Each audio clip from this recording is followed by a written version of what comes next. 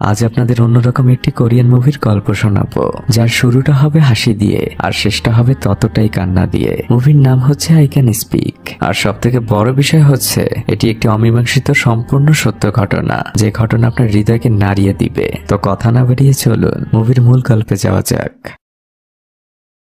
কোরিয়ার একটি বৃষ্টি ভেজা রাত। একজন ব্যক্তি অলিতে গলিতে ঘুরে বেড়াচ্ছে আর মানুষের দরজার সামনে যেয়ে যেয়ে হিসু করছে। আর এই দৃশ্য দূর থেকে কেউ একজন লক্ষ্য রাখছিল। দৃশ্য পরিবর্তন হয়। ট্রেনের মধ্যে এই ব্যক্তির নাম হচ্ছে পার্ক মিন জে। সে আমাদের মুভির অন্যতম প্রধান চরিত্র। তার নতুন সরকারি চাকরি হয়েছে শহরের সিটি কর্পোরেশনে। আজ ছিল তার প্রথম দিন। কিন্তু পার্ক মিন জে যখন তার অফিস বিল্ডিং এর সামনে আসে, সে দেখতে পায় সেখানে কোনো মানুষ নেই। চারদিকে এক শুনশান নীরবতা। সে ঘড়ির দিকে তাকিয়ে দেখে অফিস শুরু হতে এখনো 5 মিনিট বাকি। আর ঠিক তখনই পেছন থেকে দেখা যায় সকল অফিস স্টাফ একসাথে অফিসে এসেছে। পার্ক মিন জের মূলত পাবলিক রিলেশনশিপ ডিপার্টমেন্টে চাকরি হয়েছে। এদের কাজ হচ্ছে